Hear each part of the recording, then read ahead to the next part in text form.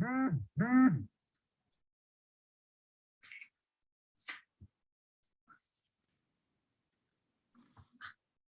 Merrick, you're live. Okay, thanks, Colleen. Good evening, everyone, and welcome to Perth East Council this 8th day of March. I'd like to call the meeting to order. If everyone could please bow their head for a moment of reflection.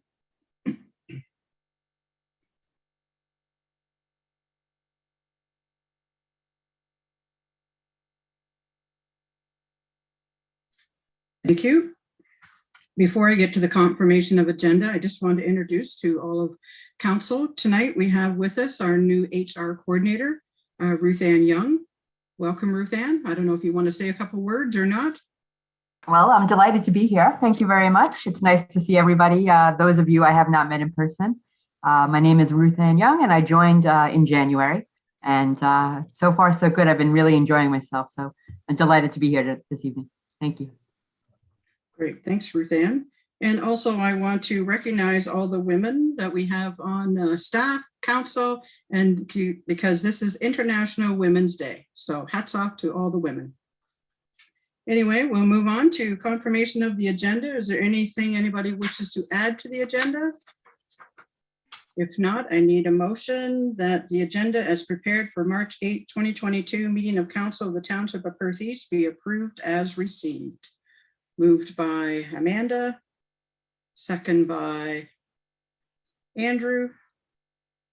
All in favor? Carried. We have 21, oh, I'm sorry, if you have pecuniary interest, you can disclose it now or as the meeting moves along. We have 21 items in our consent agenda. Is there anything anyone would like to ask a question of or have pulled? Hugh?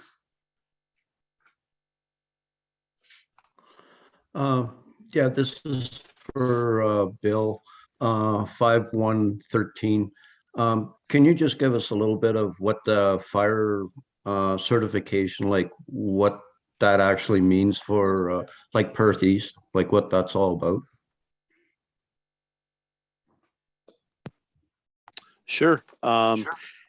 It's basically the very similar to what was proposed back in 2018 by the province, and then it was rescinded.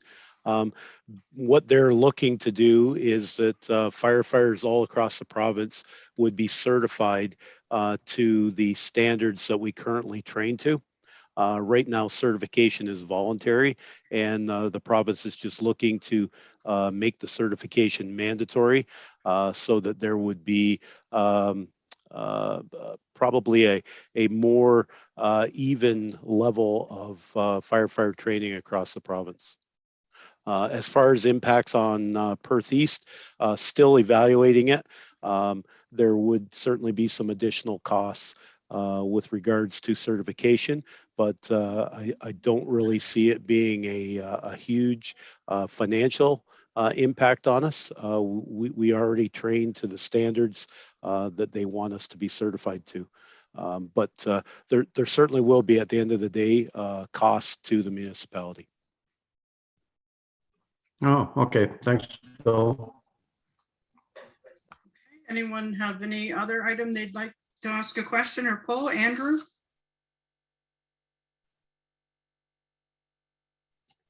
Just a quick question on 5.116 about Roma. There's some wording in the report about reimagining or whatever rural Ontario. So is that done through, who is that done through? Do we have a representative? How are we going to get feedback into that study, or is it just representative based in Roma?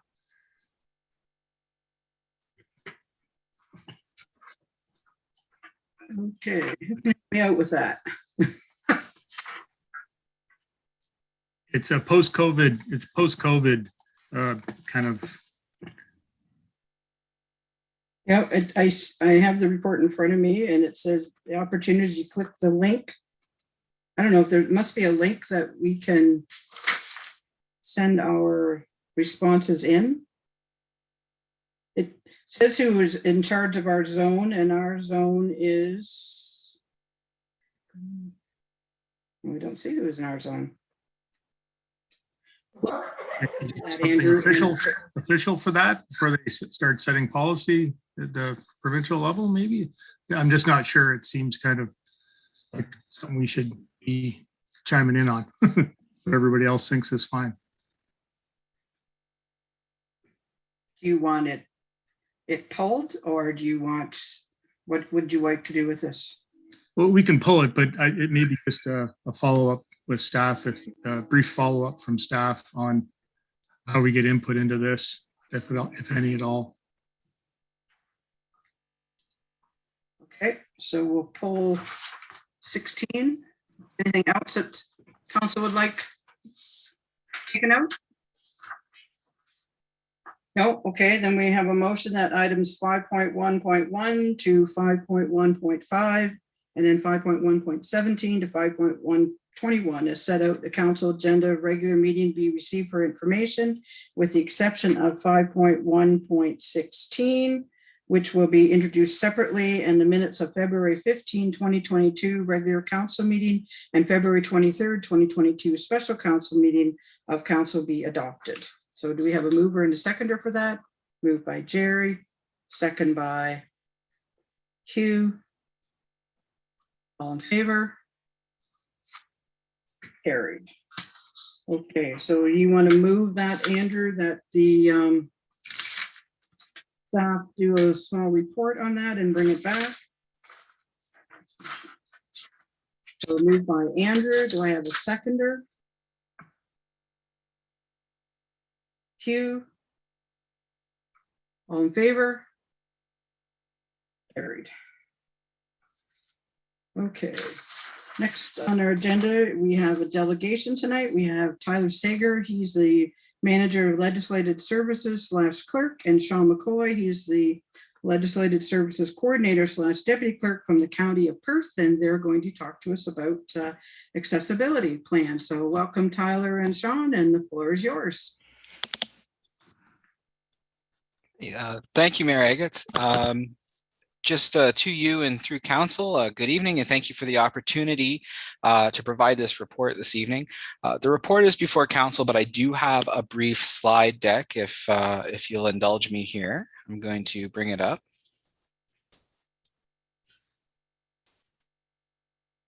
And can everybody see that okay? Yes, we can. Great, thank you, Mayor. Okay, and just before I jump into the presentation, I do want to take the opportunity to thank Perth East staff for their efforts in supporting this update. These updates are a collaboration between 5 different municipalities, and while the county is responsible for compiling and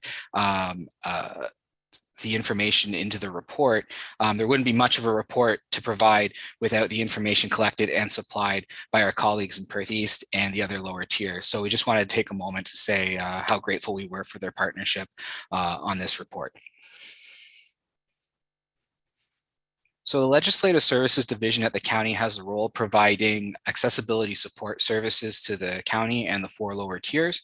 And this includes supporting and developing policies and procedures, helping to ensure our services and facilities are accessible, supporting AODA compliance and training, acting as a resource for any concerns, and providing support to the Joint Accessibility Advisory Committee, or JAAC.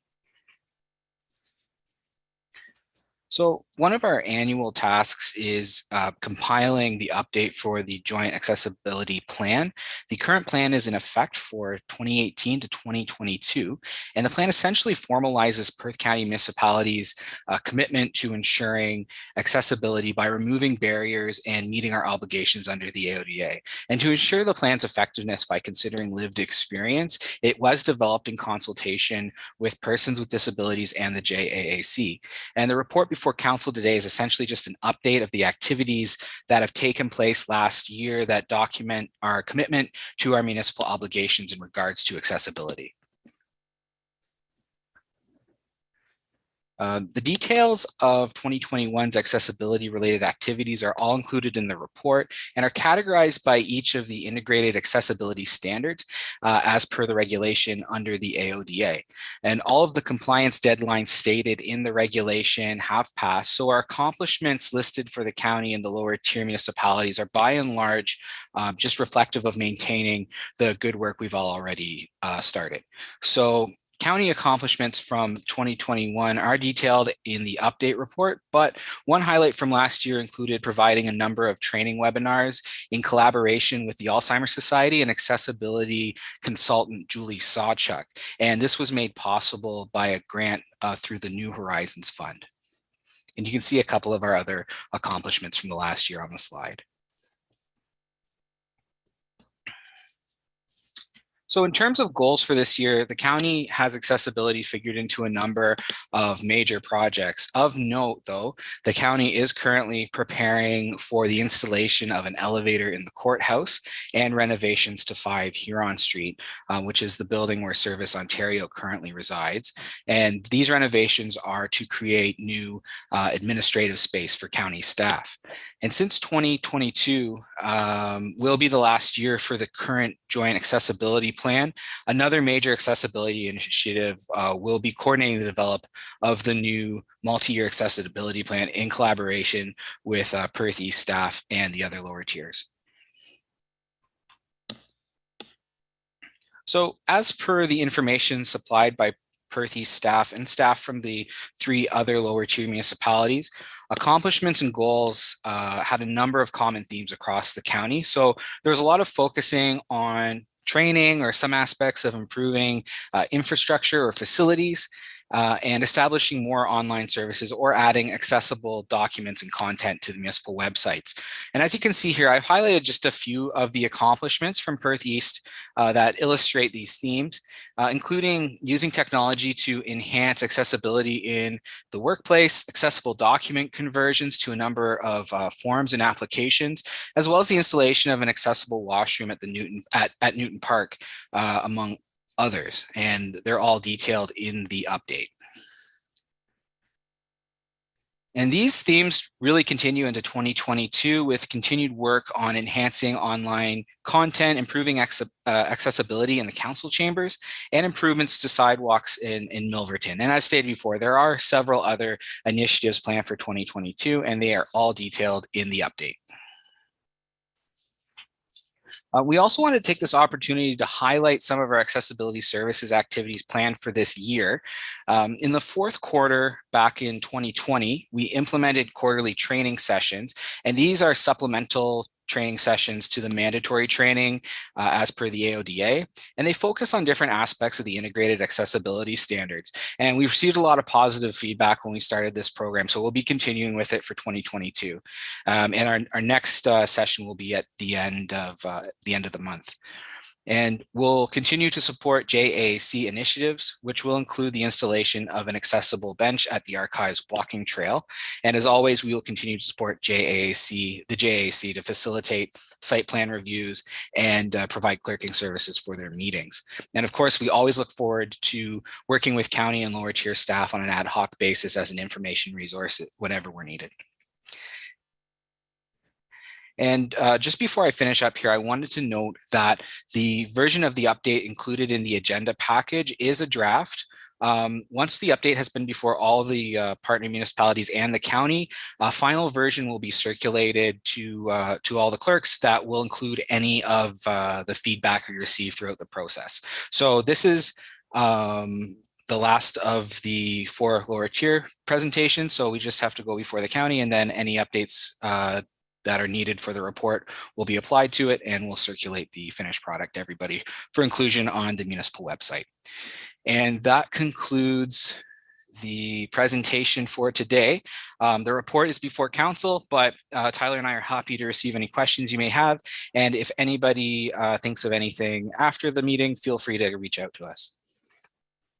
Okay, thanks. Any questions for Sean and Tyler? Jerry? Just a question. Thanks, you two, for presenting.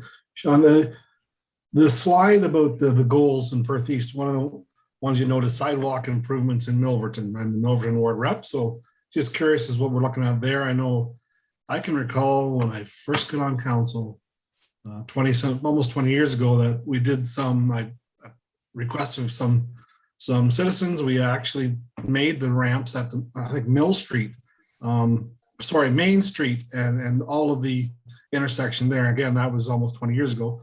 But what are we looking at upgrading or continuing there in the Milverton Ward? Yes, thank you for the question, Councillor Smith. The specifics I'm not too clear on, but the improvements were slated as goals in the update as the information supplied from Perth East staff. I don't know much more beyond what we received, so it's something I can definitely look into and get back to you if you'd like, or perhaps someone on tonight has more information about that. Wes can help us out. Wes, go ahead.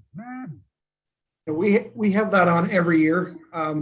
We look after any trip hazards or anything like that has been identified through our sidewalk inspections. So I think this year they'll be at the main intersection in Milverton by the traffic light.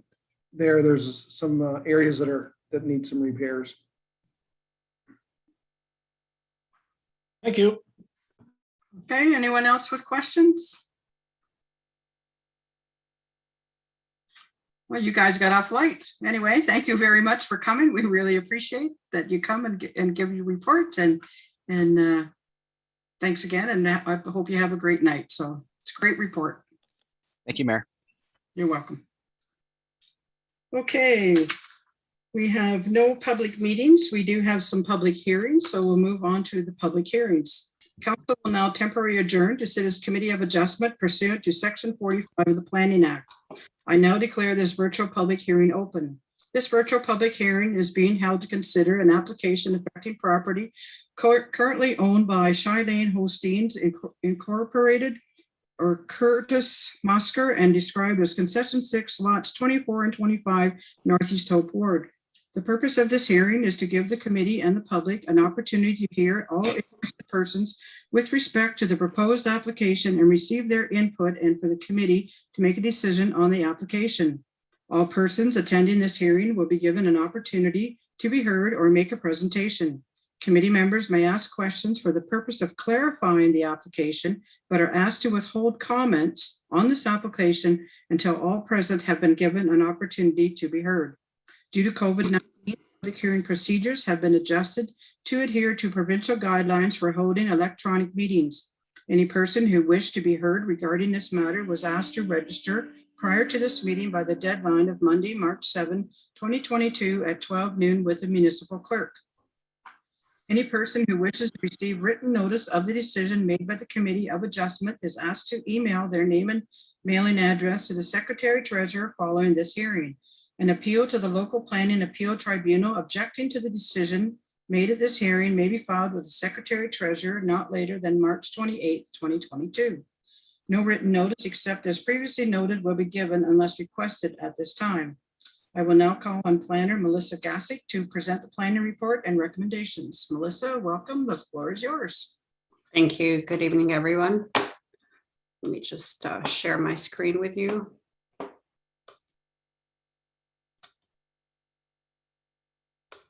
Can you see this? Yes, you can. Okay. So this minor variance application A04 is for Shylane Holstein's farm livestock expansion at 4589 Road 108. So as you can see on the screen, the applicant is proposing to construct a new barn, which is on the east side of the site plan right here. I don't know if you can see my cursor here, and double the size of the existing barn. The new barn is approximately 600, let me just see here, over 6,000 square meters rather. The smaller addition is somewhere in the range of 350 rather square meters.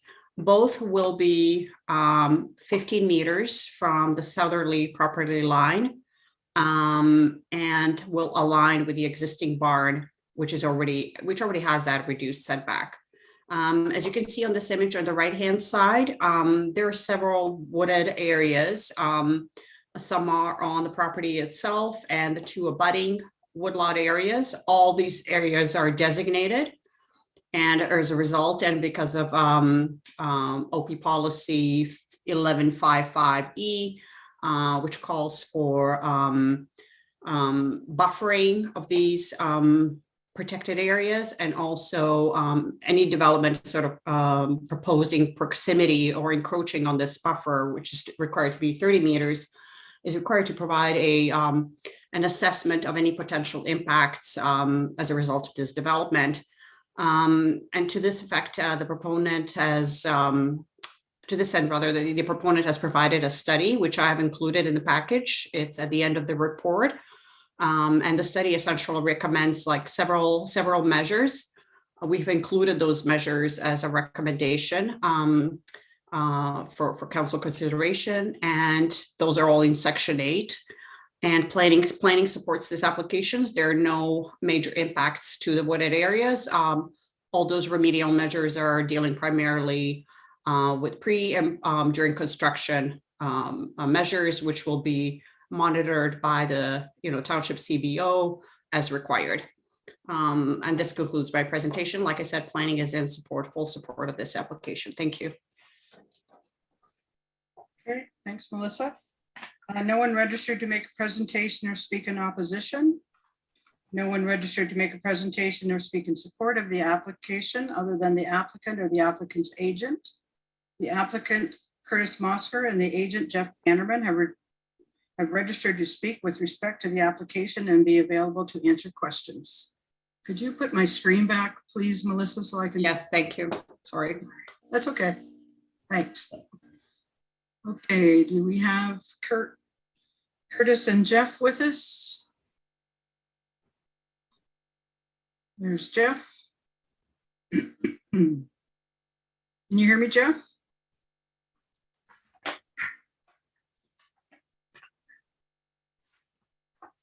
Hello, Jeff, can you hear me? I believe they're still just dialing in. If you just want to give it a couple minutes here. Okay, sorry.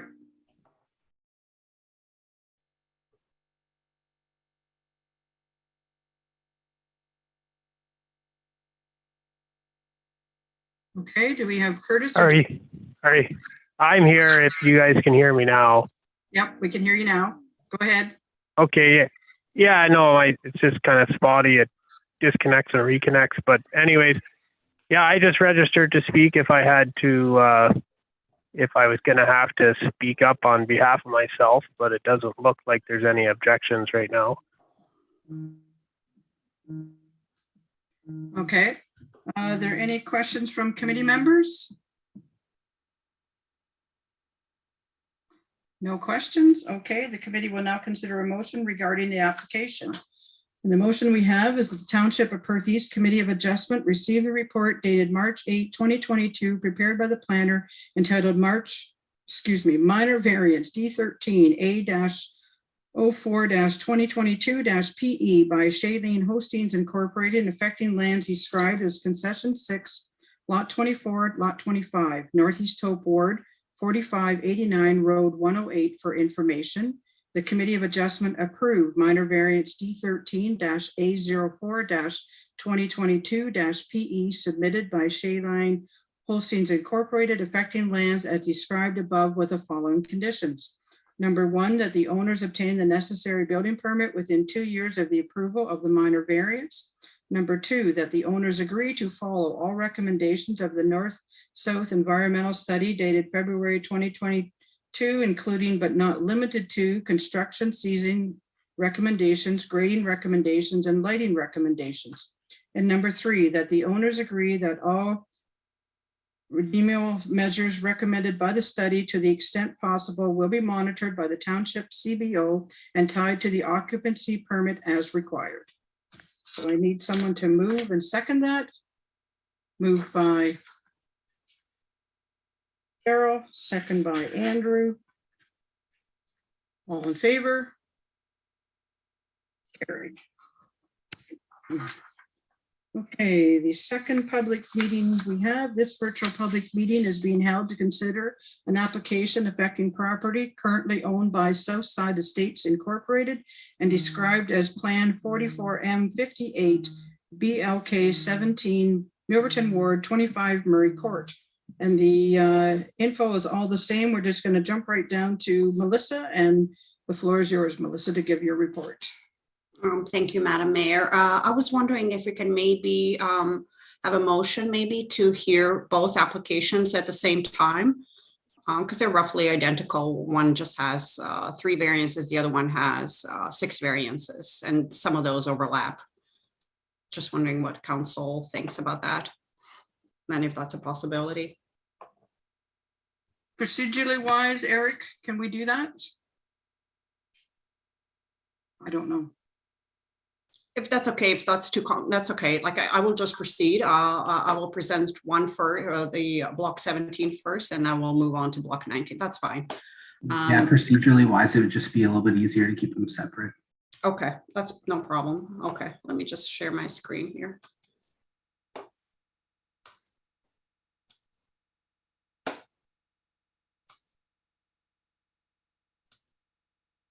Can everybody see this? Yes, we can. Okay, so this is for Murray Court, 25 Murray Court in Milverton, like I said, block 17. What you see on the left-hand side are the variances, and this is the site plan of the proposed development. It's a 3-story apartment building and located on a cul-de-sac, and they are looking to accommodate, like I said, this 3-story rather building with 12 units. They're slightly deficient in terms of like frontage. Frontage is measured along that curved portion of the cul-de-sac. This normally would be 30 meters required, but because it's located on a cul-de-sac, obviously, they can only accommodate 15.33 meters. Building height, they're proposed, the maximum allowed is 10 meters, and they're proposing to increase it to 11.85 meters.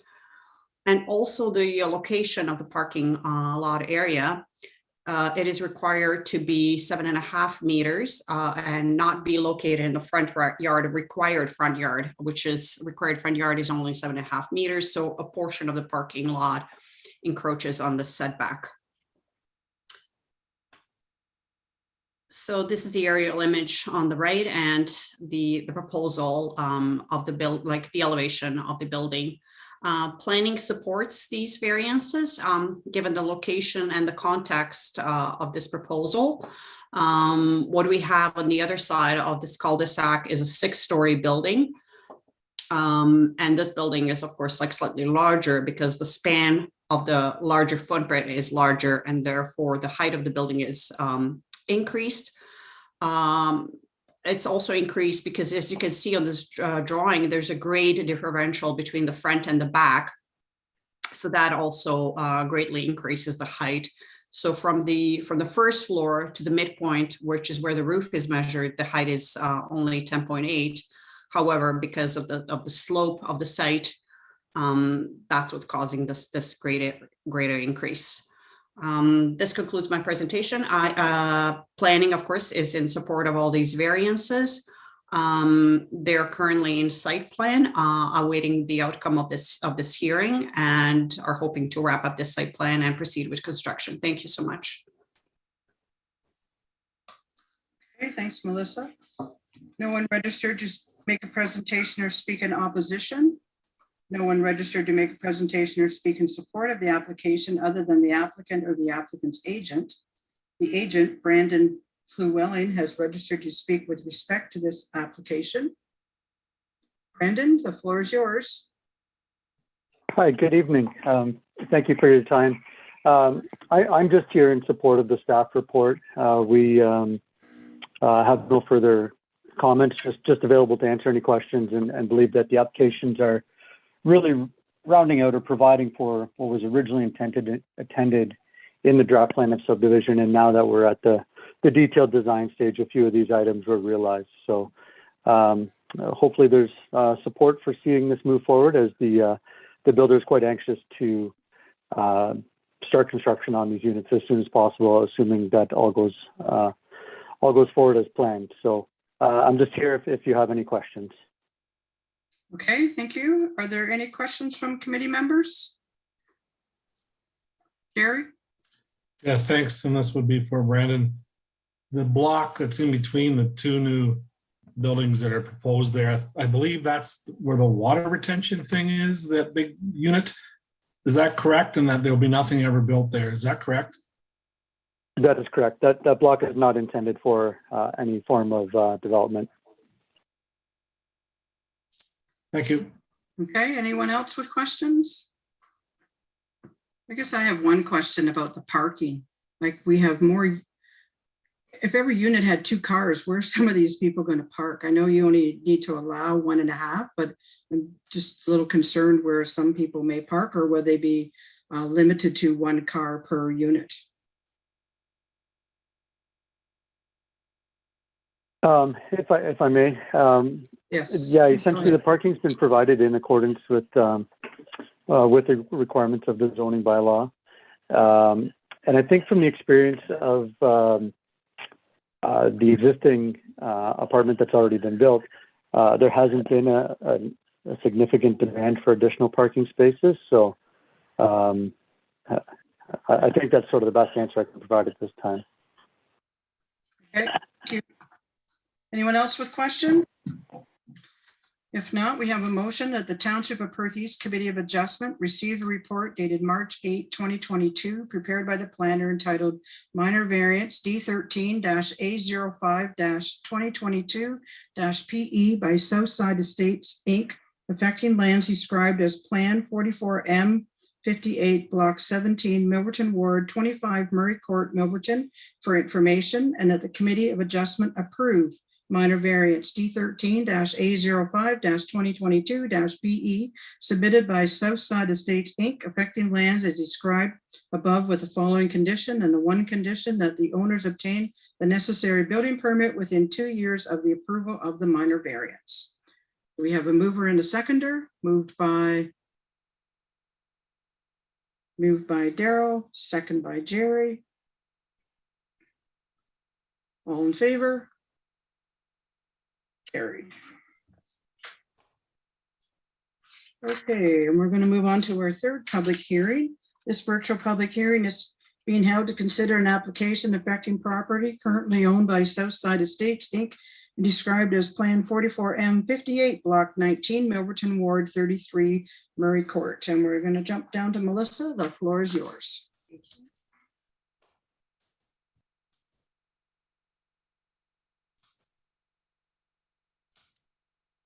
Okay, so this is, we have 6 minor variances for this block, which is just north of the block 17, which we have just discussed, rather just north of block 18, which is where the Stone Pond is going to be. So Stone Pond, like I said, is in between the two. So here we have, in addition to the 3 variances that we have just discussed, we have 3 additional variances for this block because this block is slightly smaller.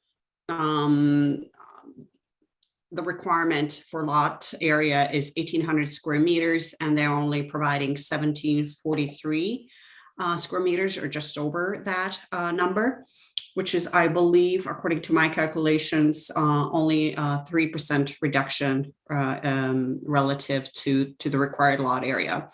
The frontage is actually what you see on the screen. I believe that is incorrect. So the frontage actually is just shy of 30 meters. So it's not, the number there is not correct. I indicated 15.33, but it's rather 29.43. So they have a lot more frontage than block 17, but they're still seeking variance for that. One other variance that we have is for rear yard requirement. The building is pushed slightly towards the back, like I said, and the lot is slightly smaller, again, to accommodate the storm pond and to accommodate the parking, and therefore they're pushing it towards north, and hence the reduced rear yard setback, which is required to be 7.5, and they're only providing 5.5 meters. I think all these are acceptable, given the configuration and the context of the neighborhood. In this particular instance, they're also asking for a small parking reduction. They're normally required to provide 18 spaces and they're only providing 16 spaces. So that's like a 2-space reduction, or they're providing 1.25 spaces per unit versus 1.5 that is required.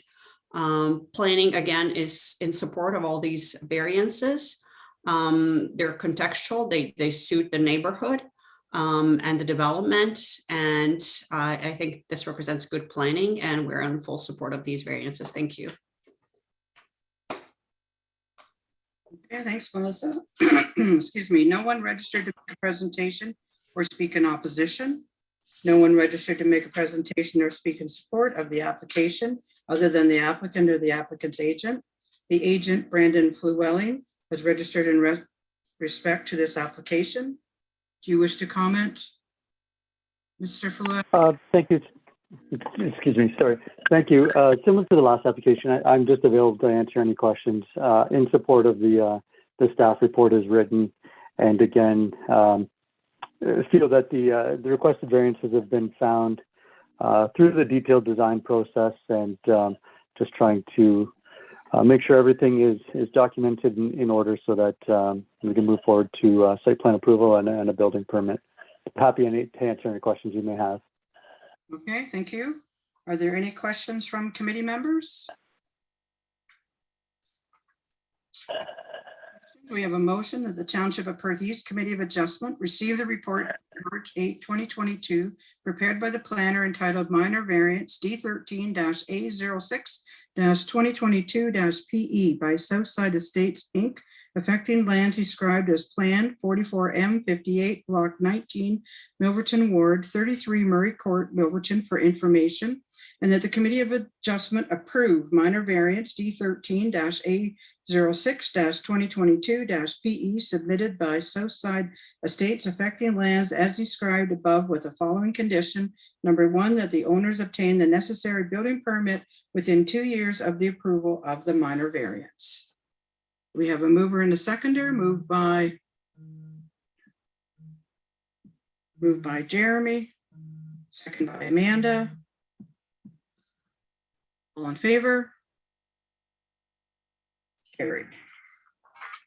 I declare this virtual public hearing closed. Okay, we're going to move on in our agenda. We have no reports from planning, nothing from the CAO. Under clerk, we have petition for drainage work. Eric, the floor is yours. Thank you, Mayor. So yes, we received this past week a petition for a new drain from Joseph and Grace Walsh. They are petitioning with the hopes of getting a new branch of the Cameron Municipal Drain. Currently, their property is at Lot 32, Concession 9 in Ellis Ward, and we were hoping to appoint Dietrich Limited or Dietrich Engineering Limited as the engineers under the Drainage Act. Thanks. Okay, any questions of the report? Andrew? Yeah, thank you for the report. Don't see these too often. So what's the next steps on this? Just so we can understand what's going to happen once their report comes back. For sure. So the next steps are the drainage engineer, once appointed, will have to determine whether the petition is valid. So in order for a brand new petition to be valid, or a petition for a new drain to be valid, they need to have 60% of the total land affected signed on the petition, or a majority of landowners signed on the petition. So that'll be the first step for the engineer appointed. And then from there, they would take into account any notice or any comments that the Conservation Authority has submitted to them, and then they would have on-site meetings with landowners as well as roadway authorities and any other interested parties, and they would go through that kind of consultation period, and then they would end up writing a full report similar to a Section 78 report, and then that would be brought back to council. Thank you. Amanda? Just a question. So I did receive a call from the landowner that's bringing forward this petition. I also understand, and it wouldn't obviously be captured in this, that there is sort of like a dispute with there's like another landowner. So so you mentioned, Eric, in terms of the next steps. So if there was one of the landowners wasn't in agreement with that, how would that impact this, or does that not get to that until the assessment's done by the drainage superintendent? Yeah, so if the petition is deemed valid, then the project would continue and there would be those on-site meetings. So the landowners would have a chance to not only speak to Dietrich's engineering multiple times. They generally have, I don't know the specific number of how many on-site meetings they have, but they do have a lot of consultation with landowners per proposed works. So they would have that opportunity to kind of get their comments in. And then when the report came to council, they would also have an opportunity as well. And then obviously, and then if it's accepted and the quarter revision, they would also have an opportunity to speak on that as well. But under the Drainage Act, unfortunately, if the petition is valid, then it would continue to go through. Okay, any other questions? Carol? Yeah, so long as it's valid, there's no stopping it, essentially, correct? Yeah, not really.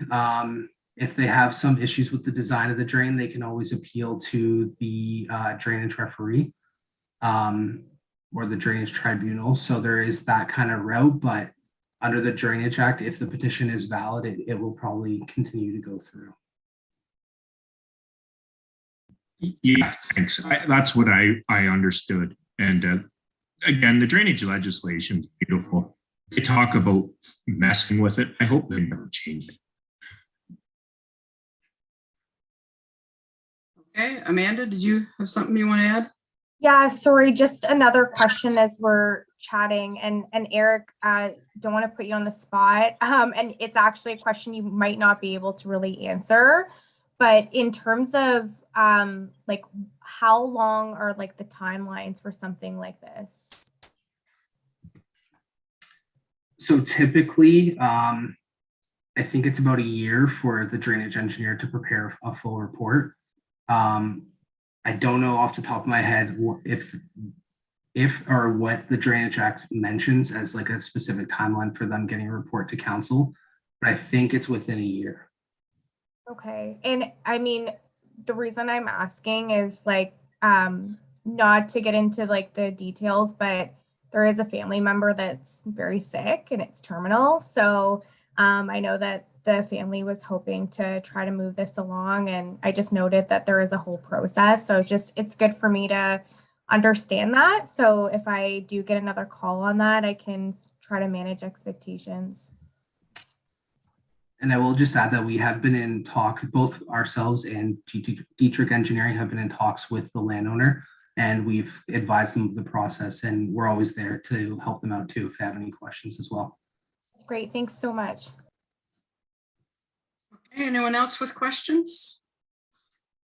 If we have no more questions, then we have a motion that the Council of the Township of Perth East receive the petition for drainage works, Section 4 of the Drainage Act by property owner Grace and Joseph Walsh for part lot 32, concession 9, Ellis Ward, Township of Perth East for information, and that council appoint Dietrich Engineering Limited to prepare a report under Section 4 of the Drainage Act, and that staff proceed to provide notice of the proposed drainage works to the Secretary Treasurer of the Conservation Authority that has jurisdiction over the lands in the affected area.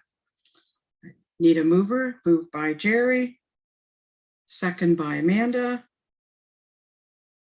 Comments or questions? All in favor? Carried. Okay. And we'll move on. We have no report from Finance. Public Works, we have the annual drinking water reports. Wes, the floor is yours. I'm actually going to take this one. Thank you, Mayor Eggetz. Go ahead, Jake. Good evening, Sorry. everybody. So this report here actually covers both of our water systems in Milverton and in Shakespeare. It summarizes our bacteriological results throughout the year, highlighting our maximum and minimums. As well, we have our turbidity readings and any exceedances that were recorded throughout the year. We actually did not have any exceedances this year, so good news for both Shakespeare and Milverton. One incident we did have was a low pressure event in January of 2021. It was due to a power failure. That was our only incident this past year. The other items that it highlights is any notable capital investments. We had a couple of items in Shakespeare, one being a chlorine pump, and also, as you know, we had the installation of the new water main on Byron and Tannehill, and that essentially covers that report there. There's also some consumption data at the bottom of each of these reports, and I should note these reports are available. I actually posted them on the website this afternoon, so they're available if anybody's interested. Thanks. Okay, thanks, Jake. Any questions for Jake? Andrew? Thanks for the report, Jake. I'm just wondering where the, and it may be in the report, and I apologize, I did read this a few times, but it's just a lot of data. Where are the samples taken from? Is it raw water, or is it going to the customer, or both? There's several sample points. We have, for instance, both locations have 2 wells, so we sample the raw water at each. Also the treated, and then we have various distribution sample locations as well. So all those are captured there. If I may, just one more question. So just for an example, the arsenic level in the Shakespeare system, is it raw, or is that a customer side? I'm not sure. It looks like there's a bunch of variation in the numbers, so just curious. It's actually, we take arsenic readings in Shakespeare for both raw and for treated. So that should show both of those. Thank you. Okay, anyone else with questions? Seeing no questions, the Council of Township of Perth East received a report entitled 2021 Annual Drinking Water Reports dated March 8, 2022, prepared by the Manager of Public Works and Parks for information, and that confirmed by this resolution, the 2021 Annual Water Report dated February 17, 2022, pertaining to the Milverton and Shakespeare drinking water systems be received and accepted by Council. Moved by Andrew. Second by Jerry. All in favor? Carried. Sorry, my dog is on guard and he's barking. Okay, we will move to, we have no report from building, no report from recreation, no report from fire. We move to council reports. So the mayor's meeting log is there for the month of February where I've been. There's a couple things missing, a couple Zoom meetings, because I sent this for, I was thinking council was last week and it wasn't, but anyway, got it in. Is there any questions, any of the things I've done in that month? If not, are there any reports anyone wishes to give for the committees they sit on? Barry? Just a quick mention for the Milverton Business Association, their annual AGM was last week, and the not new, the president remains Jeremy Matheson. Congratulations, Jeremy. Okay, anyone else with a report? If not, we have a motion to receive the mayor's meeting log dated February 2022 and the verbal reports by Jerry be received for information for the library. I have a mover and a second for that. Moved by Jeremy. Second by Hugh. All in favor? Carried. Okay, we do have some bylaws. We have bylaw 11-2022, a bylaw to appoint Perth East Fire Department Station Chief. Sorry, the motion in front of me. And bylaw 12-2022 being a bylaw to amend bylaw 18-2016, being a bylaw to appoint Perth East Fire Department Station Chiefs, and that the bylaws listed above be read at first, second, third, and final time. We have a mover and a seconder for that. Moved by Hugh, second by Amanda. All those in favor? Carried.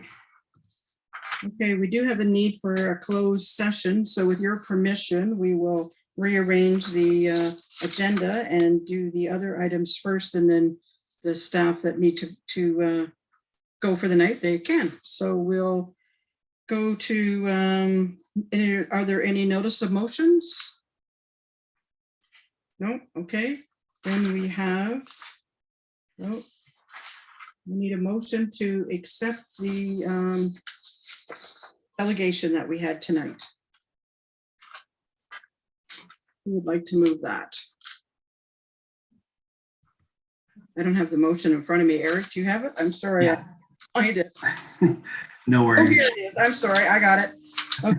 That the Council of the Township of Perth East received the presentation from Tyler Sager, Manager of Legislative Services / Clerk, and Sean McCoy, Legislative Services Coordinator / Deputy Clerk, County of Perth Joint Accessible Committee Annual Status Update 2021 Perth East for information, and that Council approved the County of Perth Joint Accessibility Plan Annual Status Update 2021, and that staff be directed to post the County of Perth Joint Accessibility Plan Annual Status Update 2021 on the Perth East website.